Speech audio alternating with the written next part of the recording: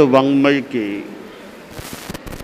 ठाणम आगम के तीसरे स्थान में कहा गया है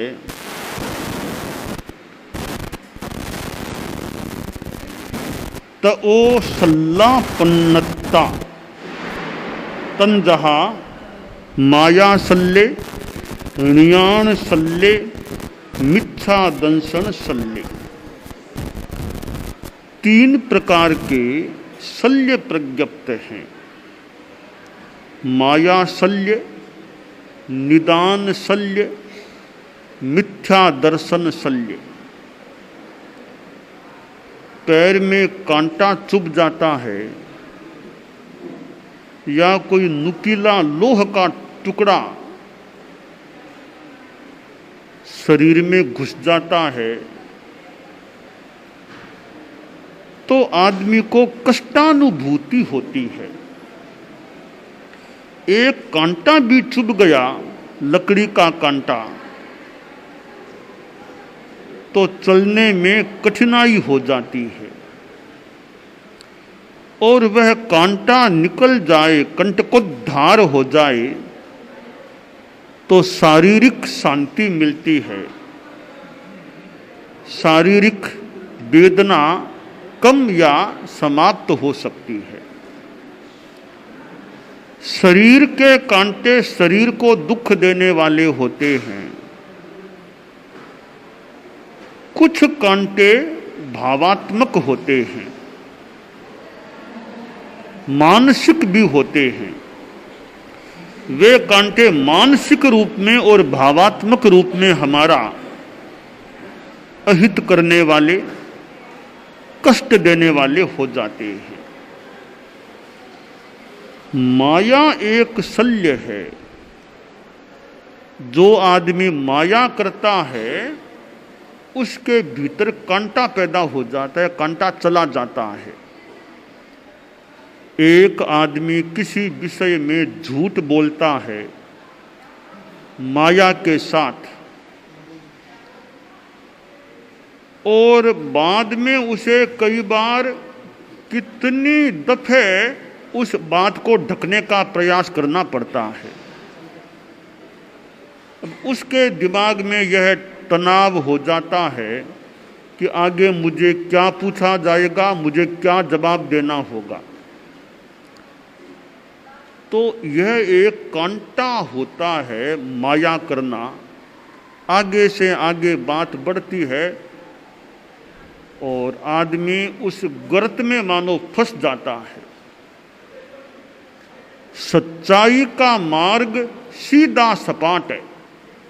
झूठ व माया का मार्ग बड़ा टेढ़ा मेढ़ा संकड़ीला पगडंडी वाला सा होता है। माया भयम, माया करने वाला आदमी भयभीत भी बन जाता है। सच्चाई से बात रखने वाले को भयभीत होने की उस संदर्भ में अपेक्षा नहीं पड़ती कि सही बात कही है तो मुझे क्या भय है, आगे भी सही जवाब देना है, कोई ढकने का प्रयास करने की अपेक्षा नहीं। तो माया से भय पैदा होता है और भय कांटे की तरह चुभने वाला होता है। इसलिए माया अपने आप में एक कांटा है, माया शल्य है। इसी प्रकार दूसरा शल्य है निदान। निदान एक आकांक्षा कि यह मैंने तपस्या साधना की है, इसका कोई फल मिले, मुझे यह भौतिक चीज मिल जाए, मैं राजा बन जाऊं अगले जन्म में, मैं देवता बन जाऊं, समृद्धि मिल जाए, यह कर दूं वह कर दूं। ऐसी आकांक्षा करना जो अध्यात्म से विहीन है, वह आकांक्षा भी अपने आप में शल्य है।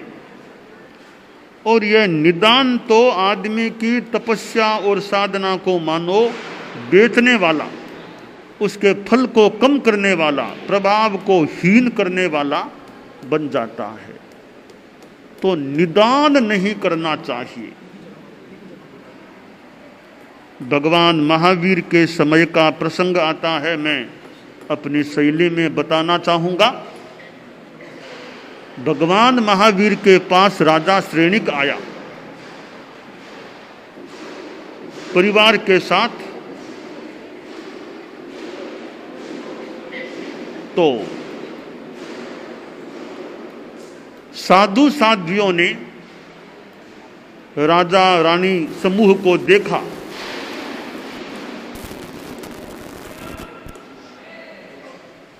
तो भगवान महावीर के सानिध्य में साध्वियां भी थी, साधु भी थे।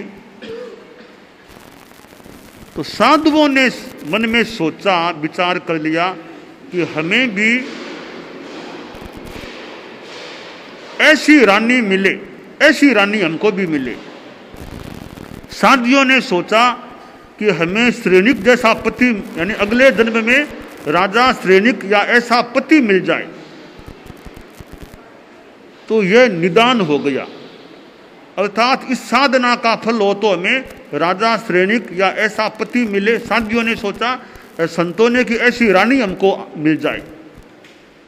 यह निदान है, वो तपस्या साधना को निस्तेज करने वाला, बेचने वाला।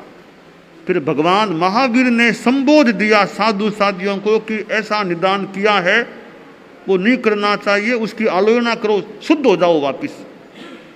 तो शुद्ध हो जाए तब तो ठीक है, वो निदान रह जाए तो तपस्या साधना मानो बिक जाती है। तो निदान है वह अध्यात्म की साधना में कांटा है, वो नहीं होना चाहिए, हो जाए तो निकल जाना चाहिए।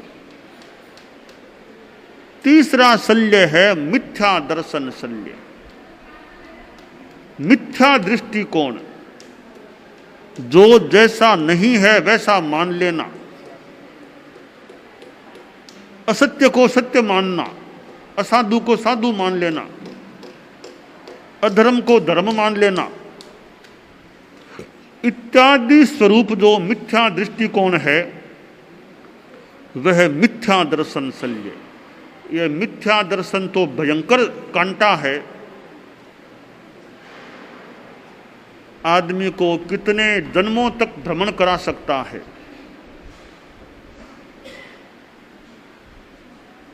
तो कांटा और शल्य निकालने लायक होता है। एक घोड़ा था, छटपटा रहा था, तकलीफ पा रहा था।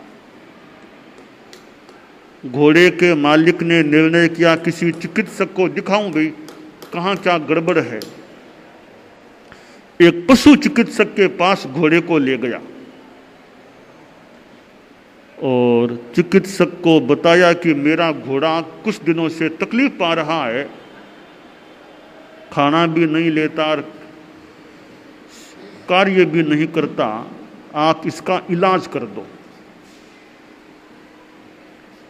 चिकित्सक ने अपनी चिकित्सा प्रणाली से जांच करना शुरू किया तो घोड़े के मालिक से पूछा कि पिछले कुछ दिनों में, महीनों में यह कहीं युद्ध में गया था क्या? युद्ध में तो गया था, यह राजकीय घोड़ा है, तो कुछ महीनों पहले, कुछ दिनों पहले युद्ध हुआ था, तो यह युद्ध में इसको ले जाया गया था, उसके बाद से बीमार हो गया ये।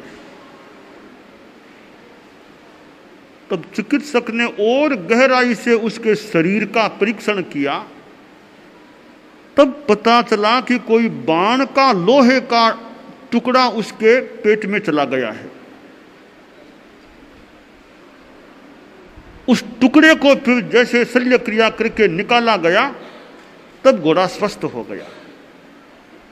जैसे वह लोहे का बाण का अंश उसके शरीर में था, तो घोड़ा छटपटा रहा था, तकलीफ पा रहा था, वह अंश निकला लोहे का, घोड़ा स्वस्थ हो गया। इसी प्रकार ये तीन शल्य, माया शल्य, निदान शल्य, मिथ्या दर्शन शल्य, ये हमारी आत्मा में से निकल जाते हैं, नहीं रहते हैं, तो हमारी आत्मा भी स्वस्थ रहती है अपनी सीमा में। इसलिए शास्त्रकार ने एक सुंदर हमें संदेश दिया है कि ये 3 शल्य हैं, इन तीनों शल्यों से हमें बचने का, मुक्त रहने का प्रयास करना चाहिए।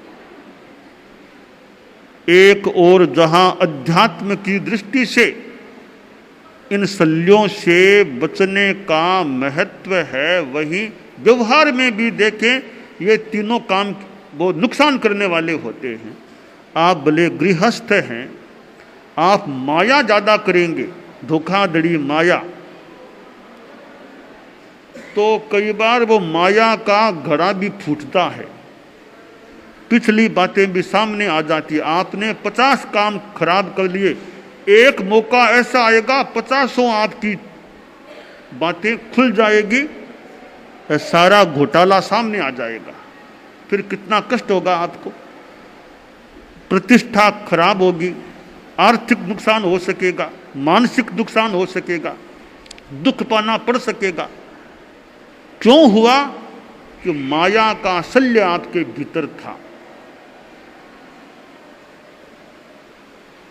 तो व्यवहार में भी यह माया शल्य खराब होता है। जो मायावी है, माया मित्रानिनाशई, मायावी आदमी का मित्र कौन बनेगा? ये बेईमान है, कहीं धोखा देगा, उसको कौन मित्र बनाएगा? तो माया है वो मित्र भी छोड़कर कहीं चले जाएंगे। माया मित्रों का नाश करने वाली, मित्रों को दूर करने वाली बन जाती है। मायावी का विश्वास भी कौन करेगा? अगर आप ईमानदारी से काम करोगे, भी ईमानदार आदमी है, इसको धंधा सौंपो, जिम्मा सौंपो, अच्छा काम करेगा, तो आपको अच्छा दायित्व मिल सकेगा। बेईमान को कौन दायित्व सौंपे? तो व्यावहारिक जीवन में भी माया से मुक्त रहने से कितना लाभ हो जाता है। परम पूज्य गुरुदेव तुलसी धर्म संघ के अनुशासता थे, हमारे सरताज थे, संघ के मालिक थे, गुरु थे। और उनके सामने तो कितने प्रकार के प्रसंग आते थे। आदमी चाहे प्रशासता हो, चाहे सामान्य हो, माया कोई भी करेगा उसका नुकसान हो सकता है। गुरुदेव तुलसी ने इतना लंबा काल अनुशासन प्रशासन के दायित्व में निभाया, बिताया, और जितना हमने देखा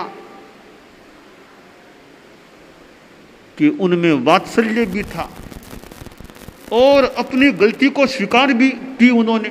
छोटी मोटी बात, जब योगक्षेम वर्ष का प्रसंग था, संभवतः कि प्रवचन में पधारने में थोड़ी सी देर हो गई, व्यवस्था थी भी कि सबको टाइम पर पहुंचना है, देरी नहीं करना, तो एक बार गुरुदेव खुद देरी से पहुंचे।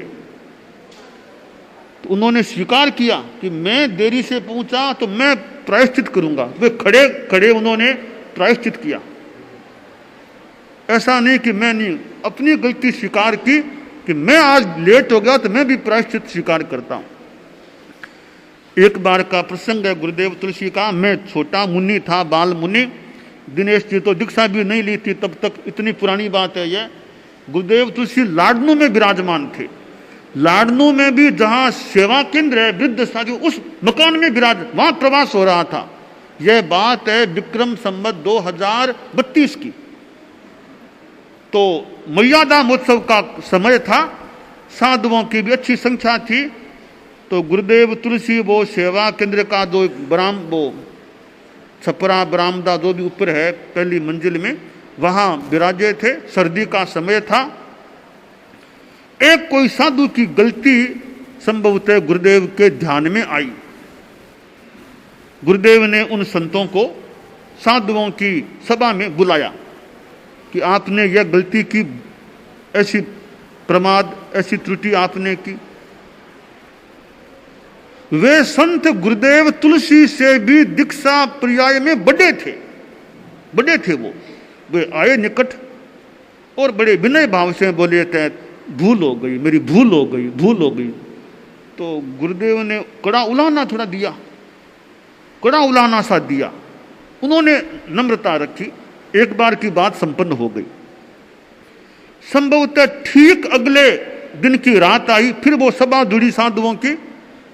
तब गुरुदेव तुलसी ने फरमाया, मैं अपनी शैली में अपनी स्मृति से बात बता रहा हूं कि कल मैंने उन संतों को कहा था, उन्होंने गलती की अथवा नहीं की वो वे जाने, गलती की या नहीं की वो जाने, पर मेरे पास कोई पुष्ट प्रमाण नहीं है उनकी गलती का। गलती की नहीं की वो जाने, पर मेरे पास कोई प्रमाण नहीं है कि मैं उनकी गलती को सिद्ध कर सकूं। तो मैंने बिना पुष्ट प्रमाण के उनको उलाहना दे दिया या कार्रवाई कर ली। अब इसका प्रायश्चित मैं करूंगा, मैं भूल न करूं। तो गुरुदेव ने आगे कहा कि मैं एक एकासन का प्रायश्चित लेता हूं कि मैंने बिना प्रमाण के इनको कार्रवाई कर ली थी। तो ये एक तरह से सरलता की बात है, मायानी सरलता भी। मैंने गलती की तो मैं इसका प्रायश्चित लेने को तैयार हूं। परम पूज्य आचार्य महाप्रज्ञ जी थे। सुना है कि बचपन में तो परम पूज्य कालूगणी का बड़ा उनके प्रति वात्सल्य भाव था, और कारण यह कि बड़ा सरल साधु है, सरल है, अच्छा सरल है। तो सरलता के कारण से या निर्मलता के कारण से या दोनों के कारण से कहते हैं कालूगणी बड़ा वात्सल्य देते उस साधु को, कृपा रखते जो सरल होता, आचार में ठीक होता। तो सरलता है यानी माया का अभाव है। तो हम लोग भी अपने जीवन में माया शल्य से दूर रहने का प्रयास करें, और जिन जीवन में, व्यवहार में, विचार में सरलता, स्पष्टता रखने का प्रयास करें, और निदान तपस्या साधना करें। उसका भौतिक फल पाने की इच्छा नहीं करनी चाहिए कि तपस्या की तो मुझे यह फल मिले, मुझे पद मिल जाए, प्रतिष्ठा मिल जाए, वो मिल जाए, देवगति मिल जाए, ऐसी इच्छा नहीं करनी चाहिए। और मिथ्या दृष्टिकोण हमारा न रहे, हम यथार्थ दृष्टिकोण वाले बने, सम्यक्त्व संपन्न रहें, न कि मिथ्यात्व संपन्न बन जाएं, मिथ्या दृष्टिकोण वाले बन जाएं। देव गुरु धर्म के प्रति सही श्रद्धा, सही देव गुरु धर्म के प्रति हमारी पुष्ट श्रद्धा बनी रहनी चाहिए, ताकि मिथ्यात्व का शल्य हमारे भीतर में न रहे। तो शास्त्रकार ने 3 शल्य बताए हैं, माया शल्य, निदान शल्य, मिथ्या दर्शन शल्य। इन तीनों शल्यों से हम मुक्त रहें, इन तीनों शल्यों की वेदना चुभन हमें न भोगनी पड़े, तो हमारी आत्मा स्वस्थ रह सकेगी, आत्मा ऊर्ध्वगामी रह सकेगी, और अध्यात्म के क्षेत्र में हम प्रयास करते हैं तो और ज़्यादा गतिमान भी हो सकेंगे। ठाणंग आगम का यह जो संदेश हमें मिला है, वो अगर हम अपना आत्म विश्लेषण करने में अगर इसका उपयोग कर लें कि मेरे में माया तो ज़्यादा नहीं है ना, मेरे में आकांक्षा तपस्या का फल पाने के रूप में तो नहीं है ना, कि मुझे देवगति मिले, मुझे चक्रवर्ती का पद मिले, मुझे राजा का पद मिले, मुझे ऐसी संपदा मिले, ऐसी कोई आकांक्षा मेरे में नहीं है ना, कहीं हो न जाए, कभी मन में आ जाए, निदान हो जाए तो आलोचन प्रतिक्रमण करके मैं शुद्ध हो जाऊं और मिथ्या दृष्टिकोण न रहे। ऐसा अगर आत्म हम विश्लेषण भी करें तो हम अध्यात्म की दिशा में आगे बढ़ सकेंगे।